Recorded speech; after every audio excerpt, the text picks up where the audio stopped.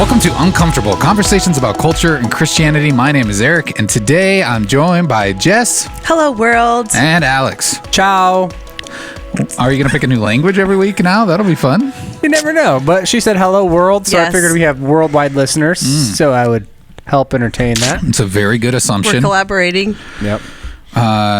I did want to start off real quick with just a quick warning to anyone listening. This isn't like a content warning. It's more, well, I guess in some ways it is, but it's more of, hey, if you're not a parent and you saw that this title of this episode was kind of focusing on schooling. Probably didn't even listen to this point. Yeah, at this point, you already skipped it. We know we have some notorious cherry pickers out there. But I think we've all talked about this, and it's like we'd really like to encourage you to listen to the episode because it will not only be talking about those decisions you make as parents, but kind of how the decisions our parents made influenced us, and just kind of how that affects you in general. So we'd still encourage you to hang in there, and also we'd love your input. This episode was kind of birthed out of listener input. So if you have input on topics that you'd like to talk about, we'd, be game to hear those. We would love it. So, and you know the drill there. You can reach out to us on social media at CCC Omaha or send us an email, podcast@cccomaha.org. You get to hear that message twice this week. So you're special. I think it'd be fun to add beyond just headlines or banter kind of segments, but like a listener segment where if you're giving us comments or you're sharing your feedback about a point we made or whatever, like we would love to, take time weekly, even if you're sending those in, to send us some of your thoughts, whether that's with your name attached to it anonymously. I mean, there are people that do have thoughts, so we get those, and sometimes we comment about them. Some people have gone through even creating, who you are, creating an email just to like anonymously be able to ask us a question and tell us to talk about a topic. But we do want this to feel like, I think we've built enough of a kind of a conversation, and there's enough people that we've talked to individually listening that we'd love to invite your feedback and read some of those comments. So go, that's on you. TikTok frozen honey trend. Has anyone tried this? So I've seen this going around. There's a trend where people will put honey in a bottle, like a little water bottle or something. They'll freeze it, they take it out and they squeeze it, and then it's like candy because it's the texture of the honey is very different than it normally would be. Has anyone tried it? It looks kind of tasty. I have not tried it. The only TikToking I've been doing is the Bro Cop Shuffle. That's a good plug there. CCC does have a TikTok, so that's another way you could reach out to us at CCC Omaha everywhere. Maybe we should do it for the podcast. We just put our first TikTok up. Content. Yeah. We could do the honey challenge. Oh, yeah, we should try it out. The podcast crew tries frozen honey. But maybe we should just try food TikTok trends because there are lots of them. Yeah. There are a lot of them. I haven't tried this one. Have you tried others? This week I saw on TikTok hot Cheetos dipped in honey. Okay. Really good. Oh, okay. Tried that. Yeah. You tried it? I tried it. That sounds very good. Wow. Another one I tried a couple weeks ago, watermelon with mustard squirted on top. That sounds awful. How was that? It was actually really good too. Wow. Yeah. Wow. So I love the TikTok food trends. I will try them. There's a couple there's some that are iffy, but I always see restaurants that look really good through TikTok that they're self-promoting, and then it's like they're in LA or something, and it's far away, but I want to try them. But it seems like hot Cheetos is a trend across the board. They're frying corn dogs and hot Cheetos. Their hot Cheetos are hot. Yes, they are hot. I love it. I haven't tried it. I don't think I've tried any food trends. I don't know, Alex. There's also like TikTok. I haven't either. Like my food trend is Oreos. So like whenever they come out with a new Oreo, I definitely buy that. Go for that. And try it. And so there it is. Not TikTok. Now I just need to know what's your favorite Oreo out of all of them. Ooh, man, that's a difficult question. Come on. I think probably the cookie dough one. So they had like a cookie dough kind of flavor inside of it. Okay. But then there's so many. Okay. It's seasonal too. My kids like the 4th of July ones that have the Pop Rocks. Those are good. The Olympic ones right now have the Pop Rocks in them as well. But I think it's like sometimes food is like just better seasonally. Yeah. And so it's like a warm cinnamon scone in the fall. Yeah. Is that your... What? That's your pastry. I always just want baked goods in the fall. It just doesn't. It just seems like that's the time of year. Like I don't care what it is. Scones, pumpkin bars, pies, I'm cakes, sure there's all the some things. very simple TikTok hacks to make those. Well, yeah, we'll just do a whole food episode where we just talk about all of our favorite food. All right. That's great. Can't wait. No, wait. How If food someone suggests intersects it, with then we'll culture do and it. Christianity. Yes. Oh, yeah. That would be dangerous. How food intersects like that. Yeah. I don't know if we want to go there. We could make some people upset. All right, that does it for this. We got headlines coming up next. All right, this week our headline comes from Reuters.com. It says U.S. will not lock down despite surge driven by Delta variant, Fauci says. That's a mouthful of a headline. We haven't talked about the COVID in a very long time, and I'm kind of. It's kind of nice not to have to talk about the coronavirus because it has just been one of those things that dominated every discussion we had last year. But here we are again with another headline about COVID, and I think we've seen numbers going up, and I just have to question. If this does lead towards more restrictions, more mask mandates, more, potential lockdowns, I personally don't think people are going to react to it very well. I just think I don't either. It's going to be a mess. I'm too busy, honestly, laughing at the ads. You ever pull up a? There's ads on. They're tailored to what you have been searching for. So do you really want to disclose? Apparently, I'm trying to get dressers replaced and then really short shorts, and so I pulled up this shorts. And then some shoes. So I go to pull up the ad that you gave us, and then the article, and then I'm like, what? I can't even read the article because it's all these ads. So what kind of ads are you on do you the right website? Because I don't have any ads. Yeah, and maybe weird. Do you subscribe to it? I don't know. Anyway, sorry. Yeah, so back to the topic at hand here. While you're done, now that you're done shopping, how do you guys think you would react if things started to go back to the way it was? Because I'm not trying to be dark or anything, but we're starting to see some of the old trends come back, and it's a little bit unnerving. I talked to a couple local pastors today about that, in jest. One of them said, "You guys ready to mask up again?" In services, and oh man, my soul, I don't know, is ready to deal with all of this again. Just because, I feel like I've been very COVID cautious and needed to be throughout this, but there just becomes this point of I don't know, the weight of being in the middle and navigating this with people over the last year has just been so difficult because people are so angry and had been on so many sides. So it feels like there's been this, the people that are into vaccinations and want to move us that way are finally, they're happy because they've gotten that done, and more people are. And the people that are thought this was all a hoax anyway are well, I'm not going to wear a mask anyway, and now I'm not going to get judged in public for not wearing it. So right, wrong, or indifferent, it's felt like there's at least not everything every week has to be really surrounded by this. There's been some normalcy, which has been just good. And then I think of what is it to go back into this, even in ministry, the church? I don't know. I'm scared, honestly, of how people are going to be able to handle it, how I'm going to be able to handle it.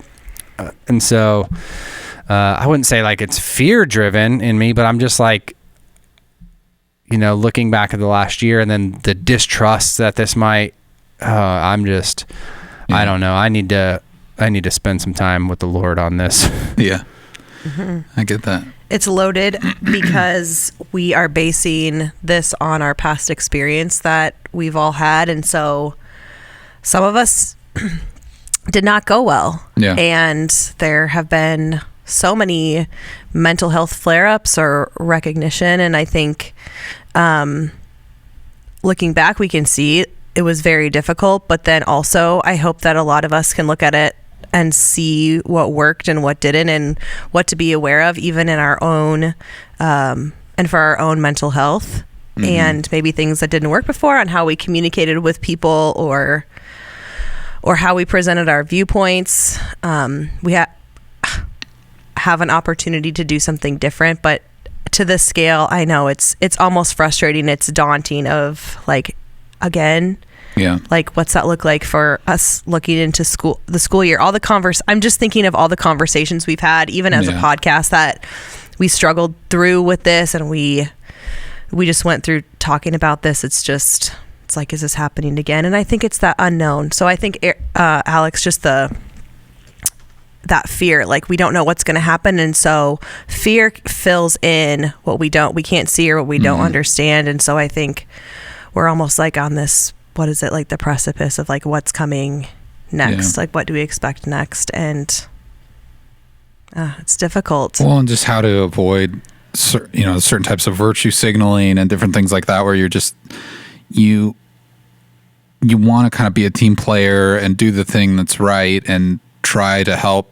stop the spread of this virus if it's going to get worse. And then you see this Delta variant, and you're hearing a lot of breakthrough cases where it's even, people who are vaccinated even are starting to get it. And you just wonder, what do we do? How do we get people back to be unified and like, let's fight this thing together, whatever that takes. Instead, it seems like from the get-go, the people who have chosen a path and believed a certain way, they've even just entrenched themselves further in that, and the opposite direction. And it's just one of those things where you don't see a way out. You don't see a light of the tunnel. And we started to see that, we started to see these restrictions lifted and people starting to kind of just get over this. And man, the thought of going back to it is not fun. But yeah, I think you're right, Jess. Patience and try to understand each other's perspectives, but also, maybe get outside of where, if you've been kind of entrenched in whatever viewpoint you have, like, I think, and then there's been so many stories of people who have changed their opinions based on their own personal experience with COVID and different things like that. So hopefully we're not nearly in as bad of situation as we're in from what Fauci's saying. It's because of the vaccinations that have happened, we shouldn't see lockdowns again, but we probably will see some mask mandates getting put back into place, things like that. Or in places like New York, they've put in, mandates for dining and gyms, that are based on if you've had vaccination or not. So. And you're starting to see a lot of employers require vaccination as well. So, or at least weekly testings and things like that. So it's going to be interesting. All right. Up next, we're going to be talking about schooling your children, whether that's private school, public school, or homeschooling. It should be a fun conversation. So buckle up. Here we go.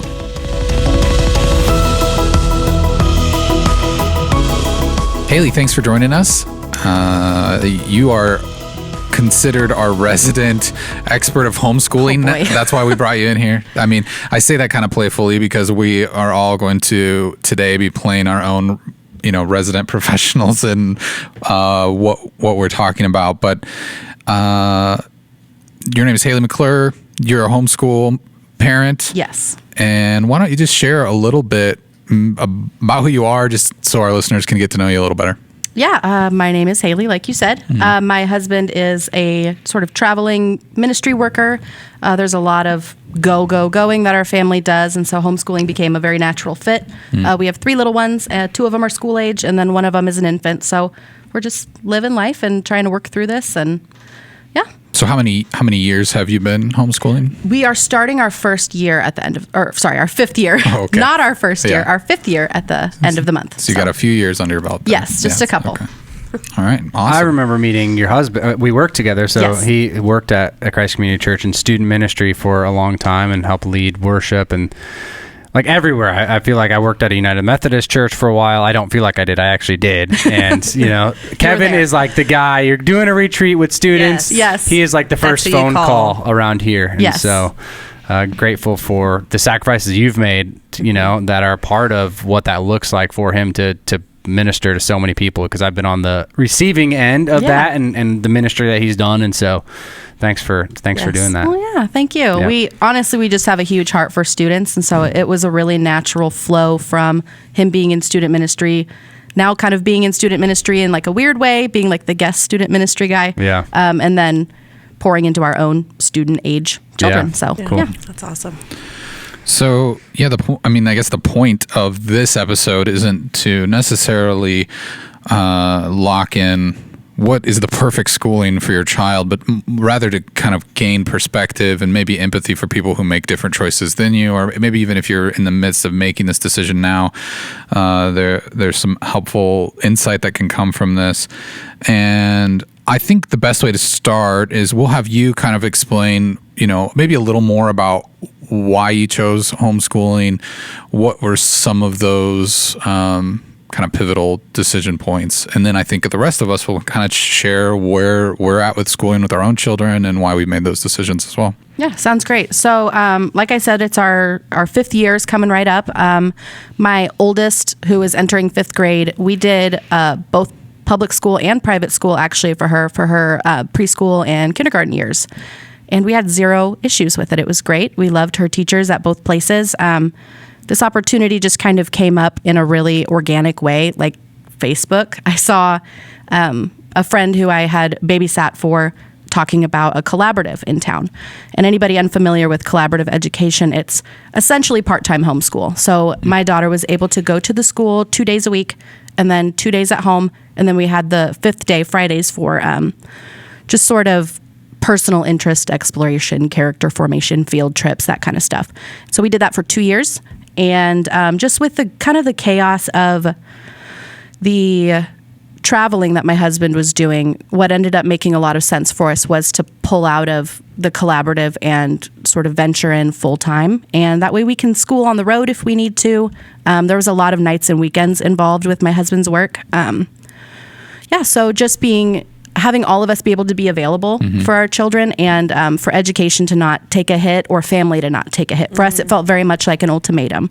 There was no real philosophical reason when we ventured into homeschooling, but now it's very much like this is the lifestyle that we live. It's very central to our day. Even in the summertime, we're always kind of contemplating how this fits in. And it's a very sort of, we didn't expect it to go this way, but it became very foundational to kind of like the core culture of our family. So when you say collaborative, does that represent, because I know there's like the classical, so is that more of like the classical model for someone maybe that hasn't heard it as collaborative? When you brought that up, I'm like, oh, yeah. And there's some different classical academies here in Omaha that sound like that's the kind of education that collaborative is? Yes. Okay. So classical is just the model of education, and then collaborative is sort of like the teaching style. Gotcha. And so that was more of like we partnered with a teacher who was assigned to our kid in their grade. They were small class sizes, so it felt very personal, which was great. They could kind of assess how my student is doing in a very zoomed in way. Yeah. And then they would send me the lesson plans, and then I was responsible to have the curriculum at home so that I could do the schooling at home. And cool. So classical is just the model. There's literally hundreds of really great different models. But classical seems to have taken root here in Omaha pretty well in the last few years. So how were you raised as a kid? Did you experience homeschool? Was it all public school? Did you have a mix or anything like that? Yeah, actually I was private schooled through 8th grade, and then I went to public school through high school. And like I said earlier a little bit, I kind of alluded to homeschooling was never really this thing I was deeply passionate about. It just sort of fell in my lap, and it turns out that we love it and it fits our family really well and our goals as a family. And we've kind of grown into it as opposed to being I am so gearing up and ready for my children. They come out of the womb and I'm already planning kindergarten, nothing like that. It was all right, here's this thing, let's give it a shot. And it ended up working out really well. So you wouldn't say anything from experiences growing up really led to that decision at all? No. I mean, I didn't have I don't think really anybody has the most swell experience without any bumps in the road, but I got a great education, and I have fond memories both at the private and the public school, and friends that I still am in community with in some fashion from both places. And so, yeah, there was no real positives or negatives. I kind of did what I feel like is very common when my oldest was reaching preschool age, and I just did what was available. I didn't understand that there was the option to really choose, if that makes sense. It does. All right, Jess, why don't you give us a little insight into some of the decisions you've made and as a parent? Sure. All your decisions. All your decisions, yes. All my Why don't we decisions. start at the very beginning? All right. Why did you choose that outfit today? No, but as a, where you've decided to send your kids to school and maybe what played a role in deciding that? I will say that, this will cue comments from people, but I was homeschooled my entire life up through high school. Yep, and Alex is like, that makes sense. No, you hit my microphone. So Yeah, sorry, was the look. hand. But so I that's all that I knew, and so I'm the oldest of 7, and so that was kind of my parents' philosophy. That was something that I did not have a choice of if I was going to go to school or if I was going to do. I didn't have the options of public, private, but I kind of always fantasized about what it would be like to go to school or to have a different community, because the community that is in homeschooling for us at the time, and it's really changed a lot. So we're going to give it a lot of it's incredible, the community that's there. But at the time for me, it was the same groups of people, and there wasn't as many opportunities. Probably. I graduated a long time ago. I graduated in 2003. So, wow. I know. So old. People are doing math. Yeah. How old is she? Well, you had to repeat a couple grades too, so. Well, Alex, we're In not talking fairness. about that. We're not talking about that. This is my time. Okay. We'll All talk right. about you redoing freshman year 4 times when it's your turn. Okay. But No, I do think you bring up an interesting point. When you were kind of in jest saying, I'm going to, of course, this is going to cue comments. yes. What does that mean? What are the comments that would often come up, I think? I don't know. What have you said to me? I mean, the past. I think it's, and I've not offended that. We're not starting anything here. Yeah. We have a good relationship. But a lot of times if people are like, oh, she was homeschooled, that makes a lot of sense. It's like this weird connotation that they have their own philosophy, probably super, super legalistic, or you dress a certain way, or you're very plain, or... You're afraid of the world. I mean, fill in the blank. Socially awkward. I mean, we could literally say, what would you say? And we don't even need to fill it in, because everyone that's listening could probably say something. Yeah. But I think that we could say that about private school, homeschool, public school, anything. So for me, that was something where I always wondered what this could be like. And so then having kids, I never considered it until it was pressure's on, and my kids are getting to be 4 years old, and okay, do we do preschool, pre-K, where are we going? For us, the closest was a private school, and it's a private Christian school here in Omaha, and that was it was kind of a natural flow of where we lived and what was available to us. And then for me, I kind of fell in love with the space. And so it's a private school that you can start at preschool and it goes all the way through high school. And so for me, the collaboration that I've had with teachers and how they love my kids, and where are kids now? So we're still sending them there. We're starting, they're starting to go there. We homeschooled last year, which is kind of like a bump in the road with COVID. So I kind of had that experience too, but mine was more crisis schooling. Yeah, mine was more that. And so I think that it's not even fair to say that I put in all the work that you have. Sure. There is a difference. Yeah. But I definitely adjusted and chose to do that. But we're going back to private school this year, and I love it. I love how we're able to collaborate with teachers and how they communicate with us, because it's a small school. I love that too. So it's a small community. But I will say it's also something where I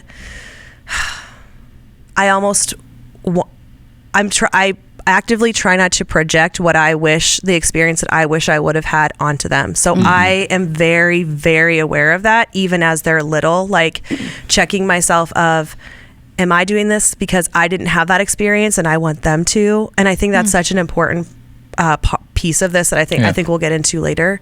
But I think we're the private school having route this right conversation now.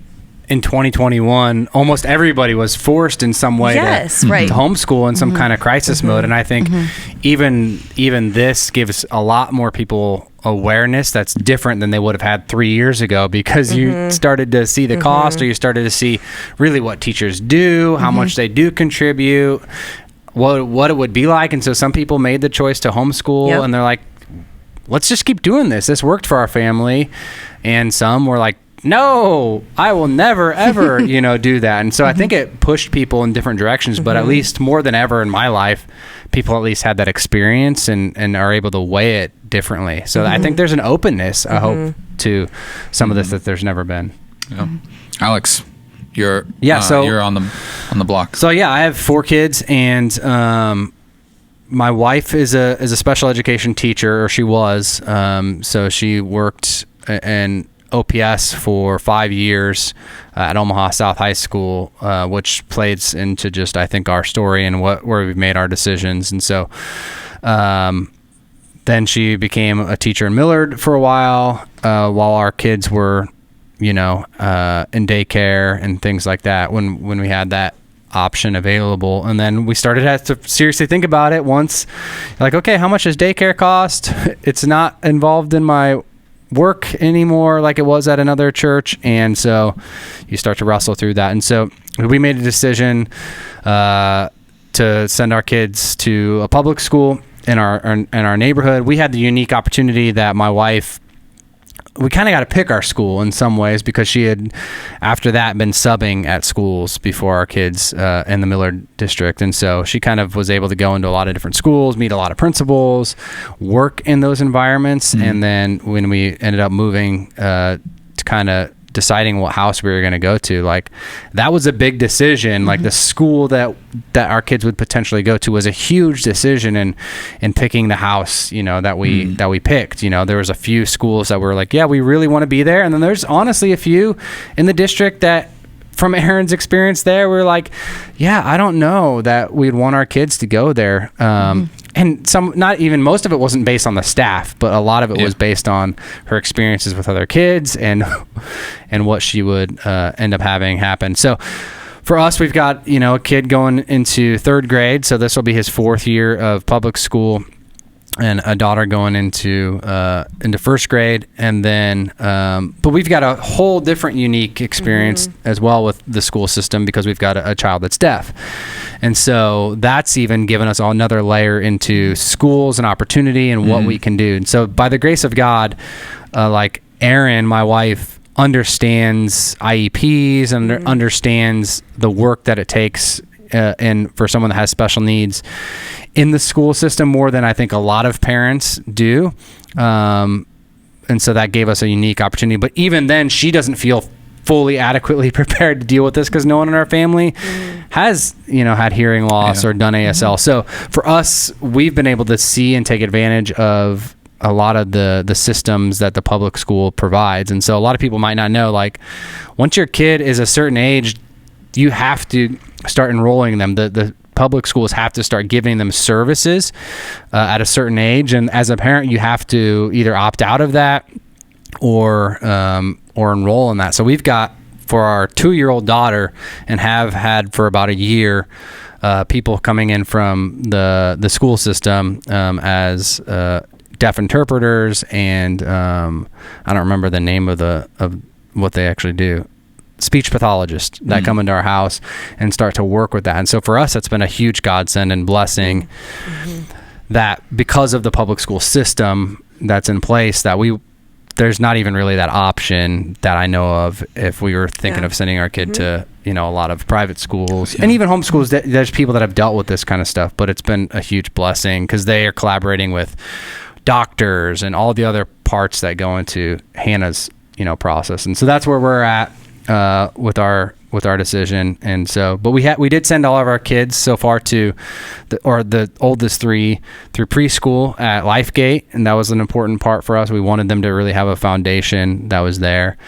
And then the other part of it is I work and my kids are very surrounded in church community, which is awesome. Mm-hmm. I wouldn't trade it for anything. But for us, we've tried to be intentional in some of the programs at the school. And so there's a thing called, I don't know, Dads of Preschoolers. I don't know, a dog's watchdog. So I'm a watchdog. Yeah.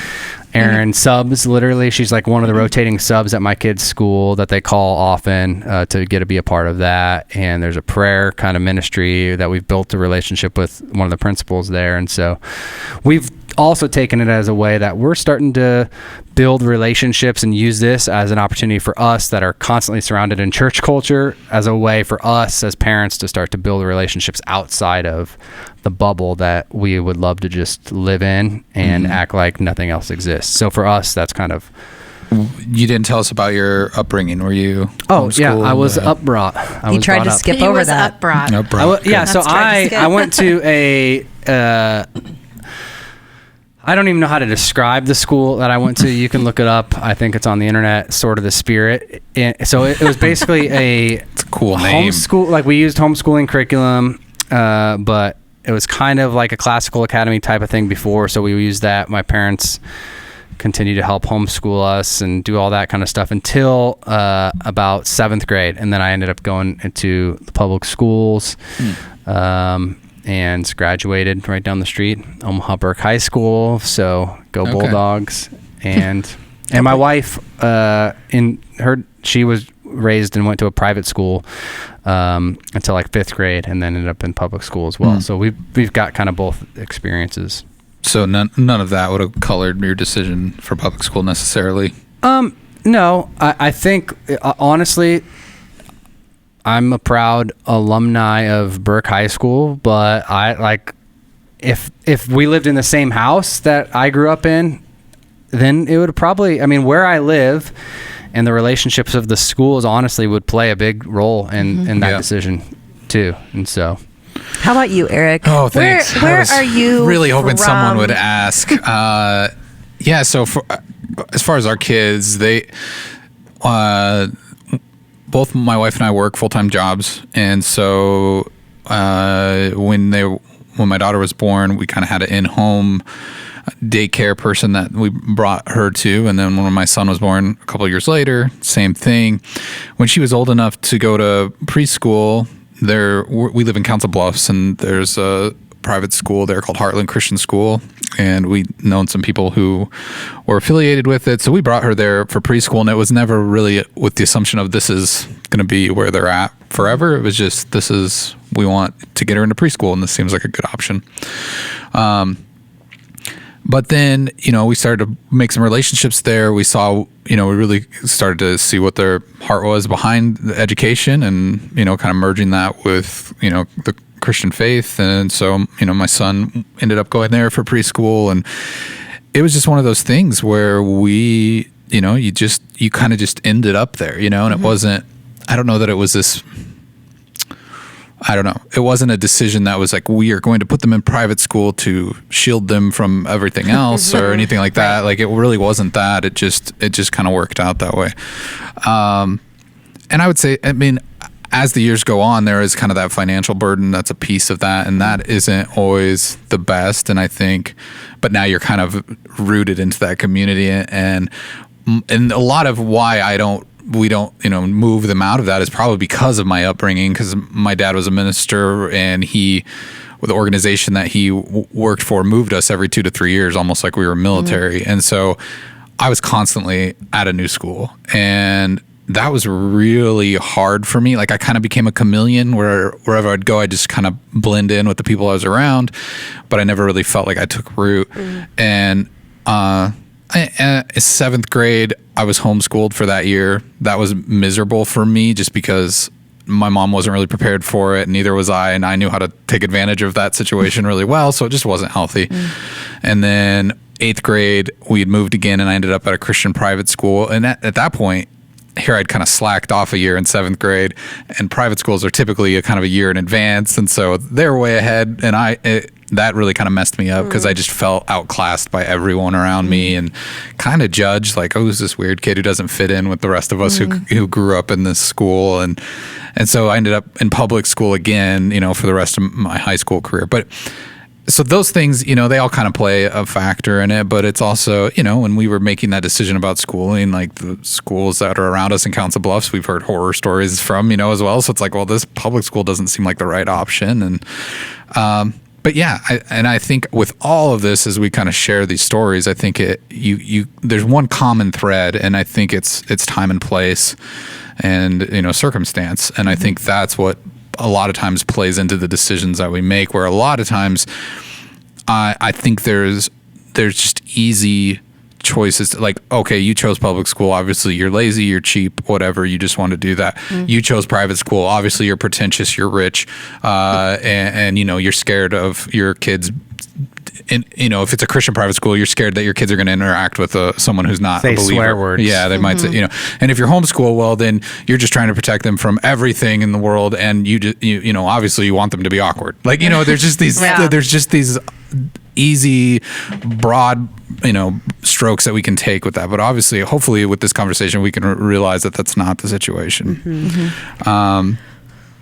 All right, now that we've, gone through this in-depth history of everyone's backgrounds, are there any myths from any of our situations or any schooling choices that we kind of want to just debunk right out in the front? If anyone wants to start, Hailey, if you have one that you could debunk right away from homeschooling? Plenty. Okay. Go girl. I went into it, like I said, very blind. I really was just like, hey, we're going to do this thing. We're pretty free-spirited over at the McClure house. We just kind of go with the flow. But I learned very fast that the number one question homeschool families get, and you guys might be familiar with this, is how are you going to socialize them?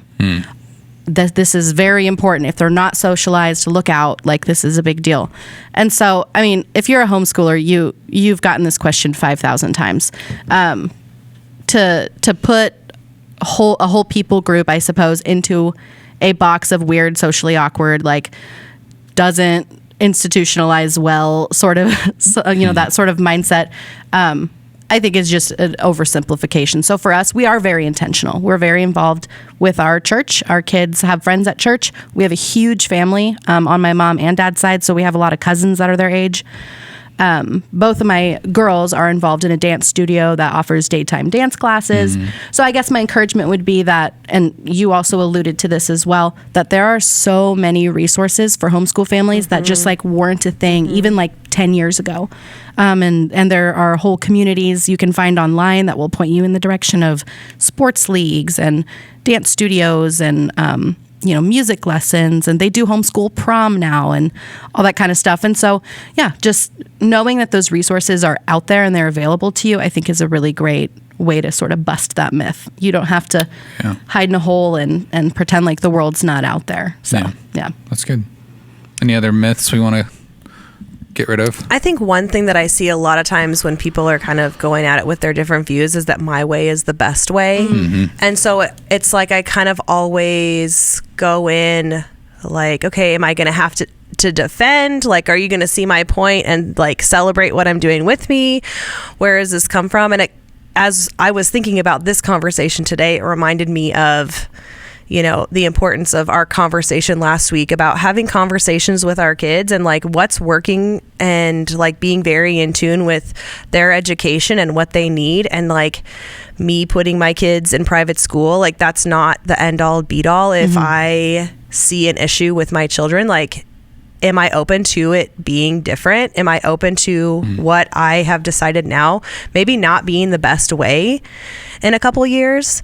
And so for me, it's just, there's this myth of I've chosen this like because of what I'm doing. And I think we're all kind of, like you said, Eric, we've kind of all made this decision based on how our lifestyles have gone and like our time and what we're doing. But there are some people that are like Christian school is the only way, or a private school or homeschooling is the only way. And we are doing this for these reasons, or go like OPS. It doesn't matter.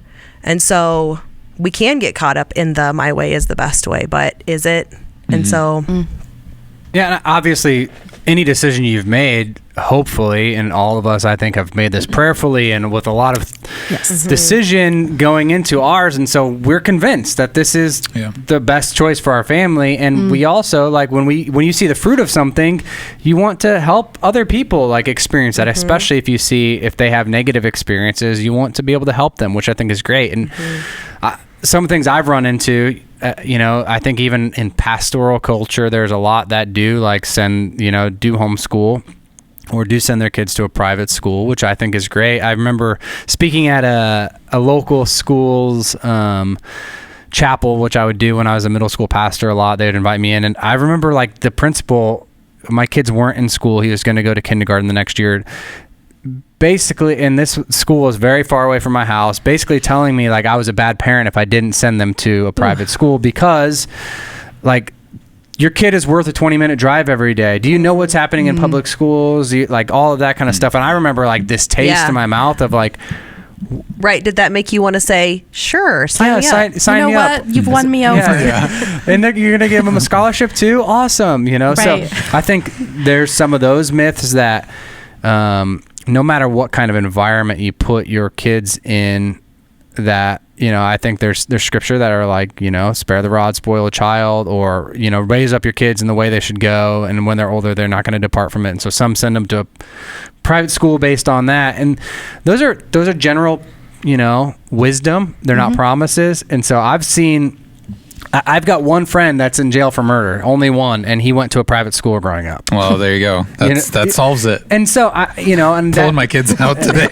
And that parent, obviously, they wanted their kid to not be able to that's not the script they wrote for their kid's life. Right. Sure. They didn't sign them up for a private school thinking they were one of the opposite of that. Right. But it doesn't guarantee the results of what happens in a kid's soul if you're not parenting well. Like, I've seen parents on the ministry side that send their kids to a private school because they want them to learn about God, just so they don't have to do their responsibility as a parent, right? And and so I think there's so much nuance that goes into, and responsibility that goes into that there's a lot of myth that could be busted going into it. And I'd love to speak to even that statement of parents, wanting the private school to take on their Christian education, and I think one thing with kids in general is, studies have shown that the way the public school system, and even any like traditional school system, which that applies to private school as well, is kids don't learn as much as we think they do, right? It's this idea that they're comprehending everything that they're told, and they're coming out full of all this knowledge, and the fact of the matter is they might remember what they need to pass a test or whatever, but they're not actually experiencing anything. There's nothing tying those neurons to the stuff that they're learning. It's just kind of going in one ear and out the other. And I think that's one thing that my wife and I, we've learned through private schools, that it's definitely not the outcome that we've had. Like they'll come home sometimes and ask questions that we're like, well, wait a second, like, you're going to a Christian school. Why do you not know the answer to this? This is like just fundamental biblical stuff, and it's nothing against the school, but it's like they're also learning all of this stuff hand in hand with other literature and social studies and math and all this stuff, and it's just it kind of becomes this blurred line of, this is just information. I don't really care. This is boring, And so there's still always going to be that responsibility on a parent to have those conversations and to relate that stuff to real world experience. That I think when I was a kid, I remember learning to count to 100 sitting on a very risky place and on a cooler in the middle of the two front seats of my dad's conversion van while we were driving to California, and I'm just like a little kid sitting there, and he's teaching me how to count to 100. And like, that's the thing that I kind of correlate to a lot of my most memorable educational moments is those experiences I was having with my parents, even though I was in a public school at the time. And so I think a lot of times these decisions that we make, our kids aren't maybe taking that much away from it as we think. Yeah. Any others? Any other myths we want to hit, or did we cover them all? Did we dispel all? Send them to us if we missed them. Yeah, you send us an email. Send us an email comment on this. All right, let's talk a little bit about where we live and how that affects the choices we made about schooling. Hailey, you mentioned that, it's a lot about your husband's work life and that flow, and like this is a convenience thing in some ways, just because, that's the nature of your life. Yeah. And is there anything else that you would say further contributed to it, or was that kind of the primary thing? I think initially that's where it started, and then we saw that it worked really well.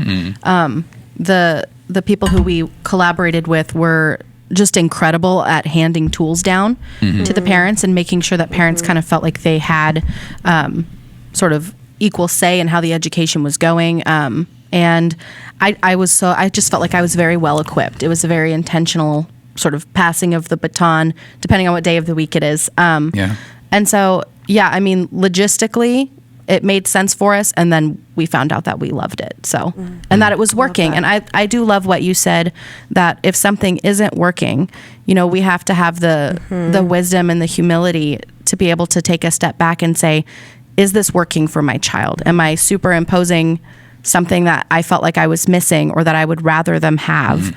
Am I putting that on the altar instead of putting down this decision on the altar and offering it up to the Lord?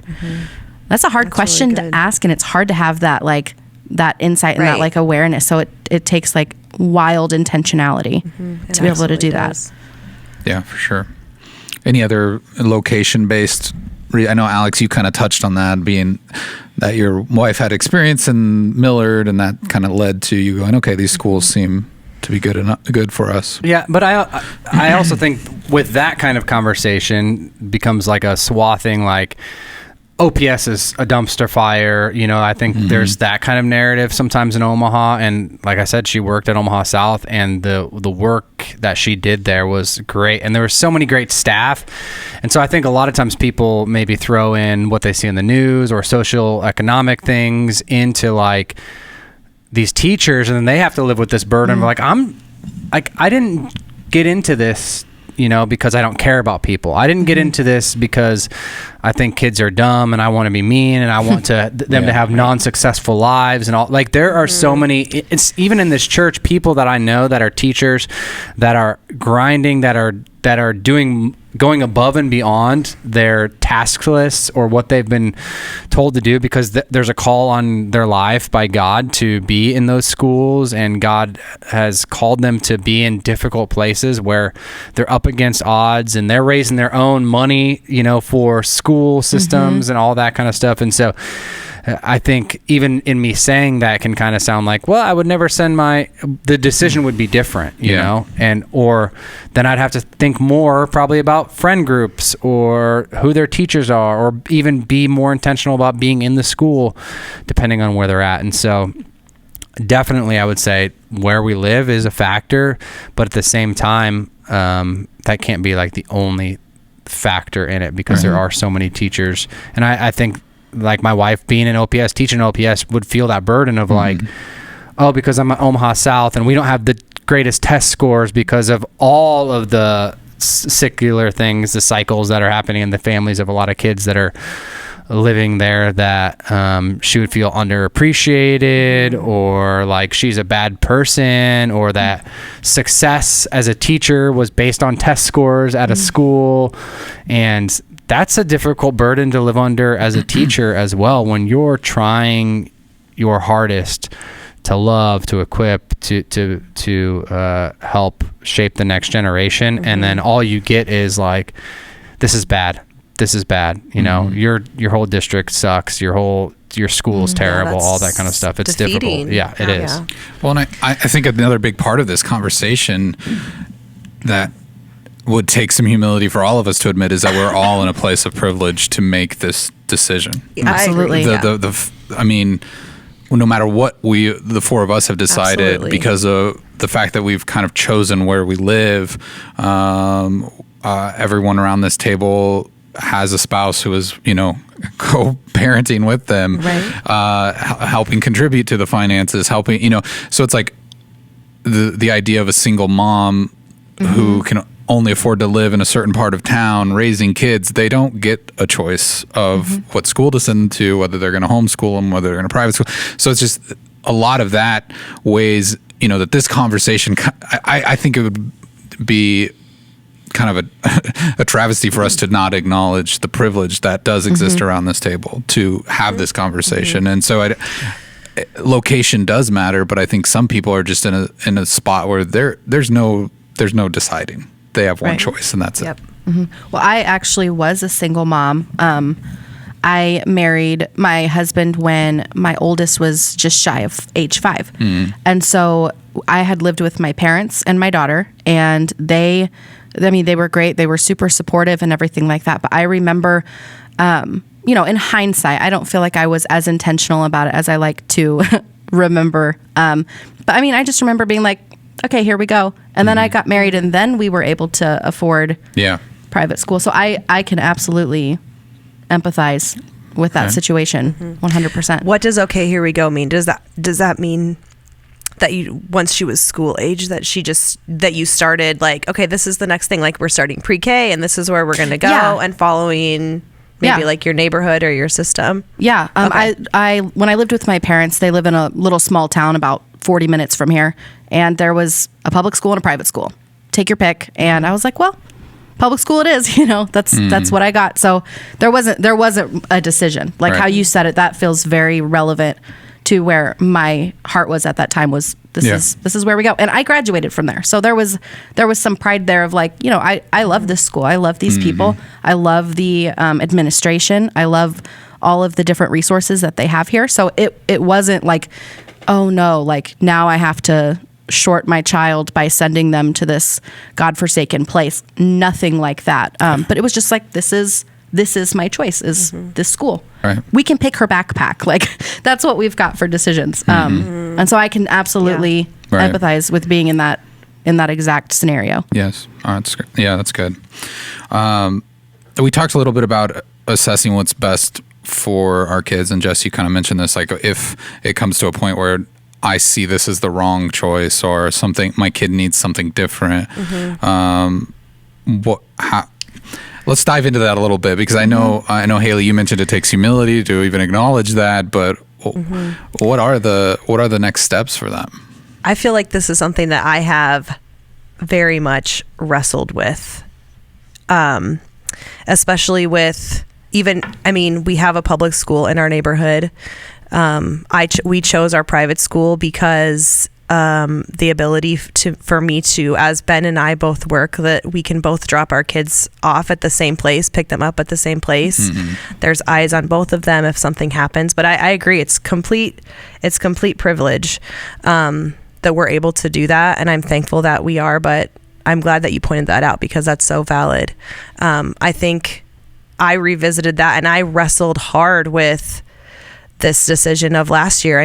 Homeschooling for me was, I had a homeschool curriculum. Like I pulled him out of the public school he was in, and I chose to dive into that because it was hard for me to think about doing a whole school year, paying for private school and doing it at home too. That to me was like knock off the board. And then teaching another teacher's lesson plans. That was just hard for me because I did that when COVID started. And so I feel like I'm consistently and continually reassessing, especially as I have a kindergartner and a first grader. And I'm not going to lie, there's a lot of anxiety for me after I've homeschooled for a year now, sending him into full day school, just because it's new for me, but it's something where I'm assessing like, okay, that's me. And so I love that you like see that too, Hailey, of like assessing like that's my issue. That's not his issue. Like that's not something that I'm going to put on him or that I'm going to necessarily like fully share with him. But I think it's something that you have to do often is reassess. I don't know how often, if it's like as it comes up, but I think having those consistent conversations with your kids, being involved with wherever they're in school, whatever education they're getting, looking what are they pulling out of their backpack, or what are they saying on the drive home. Those are all ways we can reassess it. And reassessing, I think, sounds very like, okay, we're going to sit down and we're going to lay all our papers on the table and we're going to just have a little meeting. But that's very simple as much as it can be just listening, observing your kids.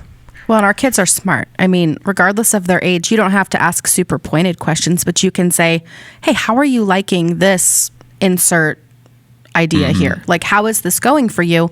And they can tell you, without having to place any sort of burden on their shoulders to feel like they have to make a major life decision. In a very simple, often very sweet way, you can say how, like for me, it plays out in how are you feeling about your dance class? We're about to sign up for next year. Do you want to continue on with this? And in other ways, it's, okay, we just got done doing this for literature. Do you want to continue on in reading books that are written in this style or by this author? Or, a lot of my personal assessment happens at 11:30 at night in my sweatpants. And I'm like, okay, what did I do well? What did I do poorly? This is kind of a daily thing. And I just feel like in every circumstance, in all three options that we're discussing, it's actually not difficult to do. It's just knowing, I feel like when that switch flipped in my head of this is something you must do in order to be laying this on the altar, I suppose, is to be consistently assessing and reassessing and bringing it to peers, bringing it to maybe if you have a good relationship with your parents, bring it to your parents, bring it to your church community. Like, here are the things that are going well. Here are the things that are not going so well. Like, can you speak into this with me? Or would you pray for this? There's just a lot of different really great and healthy ways that we can approach that regular assessment, I feel like. I love that. It's like you're sharing the burden, or you're asking someone, hey, can you support me, versus, okay, this all falls on me. Yeah. It's good. School in the mission field. This one can be a little bit of a touchy subject, but let's dive into it. What does that look like for our families around this table, and how have you maybe heard that discussed well, discussed poorly? Are there good examples of that? And I guess to maybe even explain what I mean by that is, a lot of times, I think especially in public school such situations, you'll hear parents say, well, I want my kid to experience what it is to be on the mission field, around other non-believers and what that might be like. But how does that look differently for everybody in this situation? Every time anybody says anything about mission field, I've gone to Christ Community for 12 years, 13, 12, I don't know. But there used to be a sign as we were driving out of the parking lot that said, you are now entering your mission field. And so it's ingrained in my brain. Me too. So anytime you say that, I think that. But it kind of does change my perspective, because I think that often. Even though the sign's not there anymore, I still think that as I'm exiting. Yeah. And I think it's so much broader, and we kind of pinpoint it. And I do think that there are some people that pinpoint it to certain places where it's like, your mission field is here and this is where you're going. But I tend to think of it, and we think of it in our family anyways, as much more broader than that. And so it's like, love God, love others. Are we just doing that on our street? Well, we should be doing the same thing at Target. Yeah. We should be doing the same thing to the barista when we're driving through Starbucks or wherever you decide to get your coffee. No judgment. But I just think for me, it's broader. And so that's kind of if there is any philosophy in our family around this, it's where are you at, and what are you doing? That's your mission field. Yeah. Why are you smirking? Now you're going to talk. What?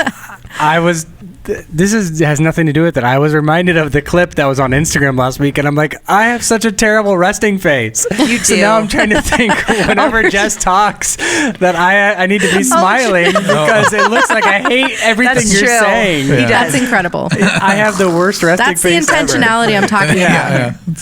Thank you, Alex.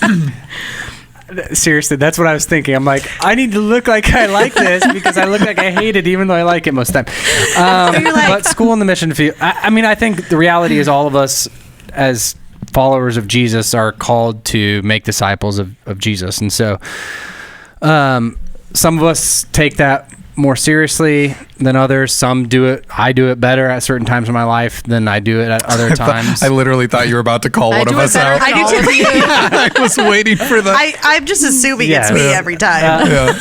No, but I think, all of us get to choose. We have to assess our lives and what our mission field is. Like I could very easily, and there's times where I'm like, I am preaching to the mission field. I preached to however many people this week, and I got it done. And meanwhile, my neighbor, has had back surgery, needs his lawn mowed. And so, like, what am I actually doing in order to make the decisions? And so for us, like the mission field part was a part of our decision as far as, like I shared a little bit earlier, so I don't want to belabor that. Like Aaron's been in the school, and so we're trying to be intentionally a part of these things. Go to almost every field trip. Like, okay, that's a day I'm taking off because it's a way for me to meet, the kids and meet other parents and build relationships for my kids. Not that I can build them for my kids, but that I can even know the parents and what's going on in their lives and feel comfortable sending them to their house or whatever that looks like. And so, but didn't just send our kids there without any kind of intentionality. Like I coached the baseball team, which was all kids in his grade, so that I could build relationships with, the family. And so, but it takes a lot of intentionality. It takes days off of work to go in and do those things that we feel like, hey, we really want to do this. And sometimes we do it well. I'm sure other times it's more, we're probably getting a C or a D, but we've decided before doing that, hey, we're going to make these sacrifices in order to not that it's my kids' mission field, but it's a new opportunity for me to meet families and share the love of Christ to them. Because my kids are my mission field right now. Right now, like they, by God's grace, I don't want to get into a whole theological conversation, but I don't know that they fully understood the ramifications of the gospel in their lives at this point. And so like they're my number one mission field. And so I can't like be expecting them to be missionaries if they haven't fully understood. Well, I think that's just such a good point that you bring up because it's not, I don't know your background, Hailey, but I know the three of us were kind of raised in Christian homes. So there's this idea of, oh, well, you have this experience of knowing this walk or whatever, and you take for granted that, oh, well, I'm going to raise my kids to be Christian. And I think it's so easy as a parent to forget that that's still a choice that they have to make ultimately in their lives. And scary. It's a scary thought, but it's like, that's no matter what schooling we choose, here we are talking about the mission field, and it's like, have they even fully developed, where they're going to be able to make this decision that this is actually the choice they're going to make for the rest of their life?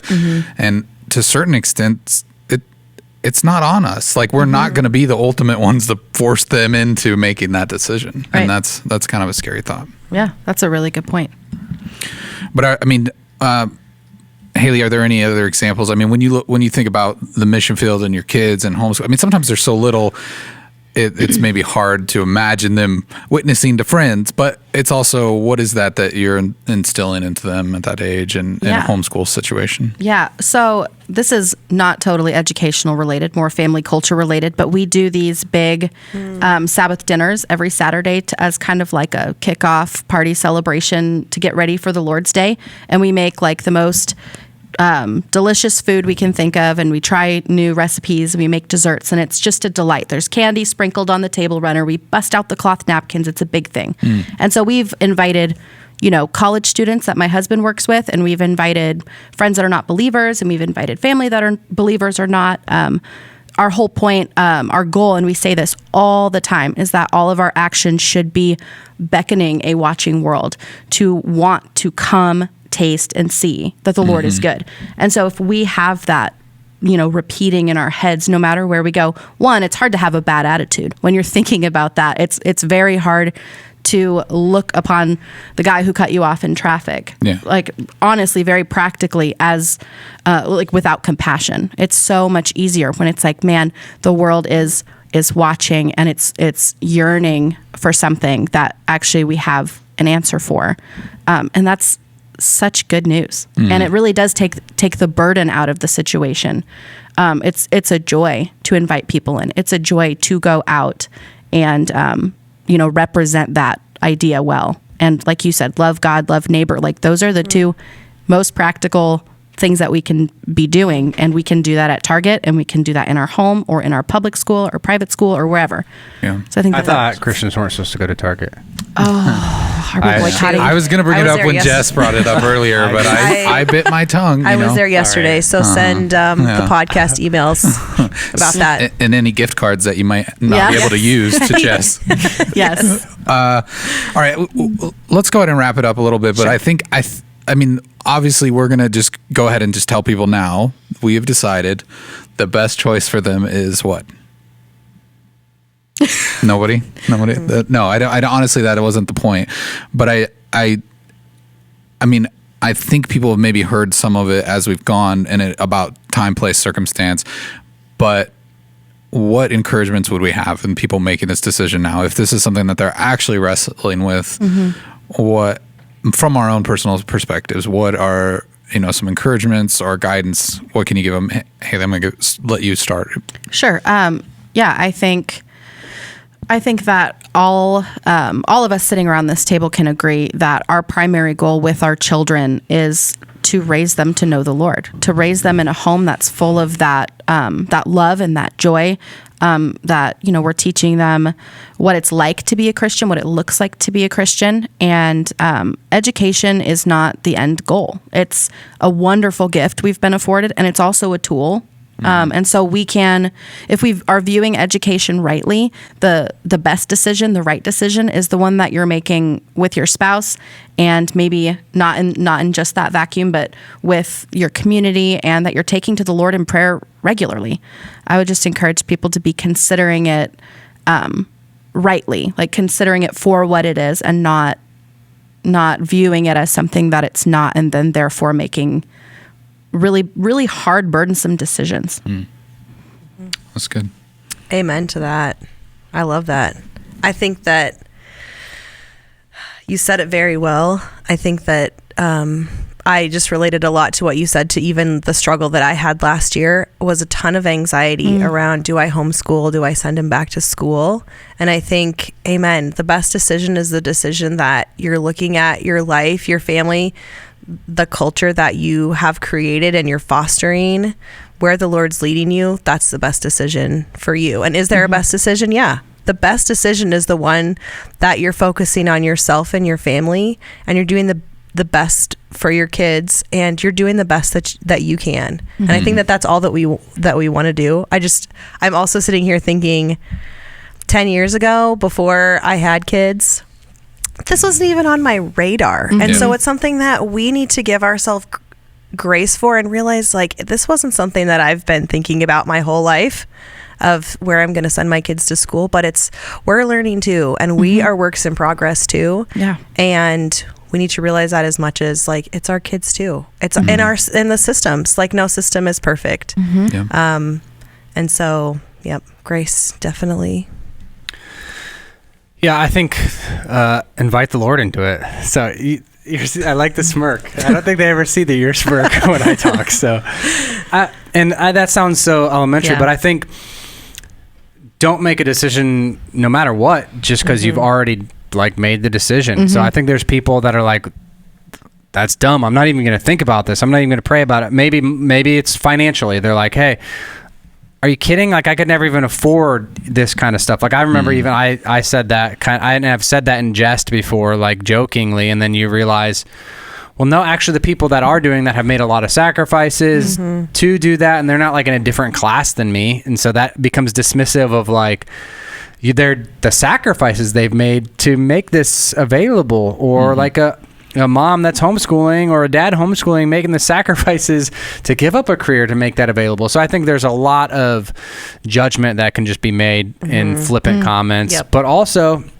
there are opportunities, so there are opportunities for somebody who's only done private school, a public school, to like talk to a school about like financial help, or there are people that give scholarships or would love to help, some of that. And so I think the autopiloting it, just because that's what we've always done, this isn't that big of a concern. I was raised this way and I turned out fine. Like all of those things, I think raising our kids, like God gave us them to steward. They're His, but it is not a decision to just be taken lightly. So I did think it is something to be, taken to in prayer, to be processing, no matter if you're the single mom that maybe feels like there aren't options. Man, I encourage you to ask other people and explore the options and not just say, well, I guess this is it for me, because there are people that I even know, people that go to this church, people that are like, hey, we want to help people in your situation too, to find the best fit for you. And so I think don't just, obviously pray about it. Don't just look at it like as a black and white decision. Like pray about it, ask people about it, get informed about it, and then kind of go make the decision, from there, praying that, like, I'm still like, God, I hope we did it right. And I don't think there is a right. And that's the other part is, we're going to continue to explore this as parents and figure out by God's grace, how this all turns out. So, and I just hearing you talk about it, it's like, I don't think my parents put that much thought into it. You know what I mean? Like looking back on it, it was like, well, what public school district are we in? And, that's what you're doing.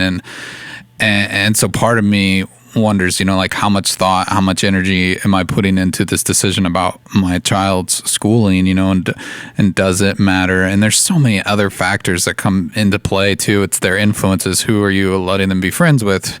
What are their personality types? Like all of those sorts of things come into play that are going to really dictate who our children become. And I mean, we want to have control, and ultimately we're not in control, and we can just do the best that we can and make the decisions that feel right. And, maybe we've had confirmations that it is the right decision, but ultimately, their psychiatrist will hear why we screwed them up anyways.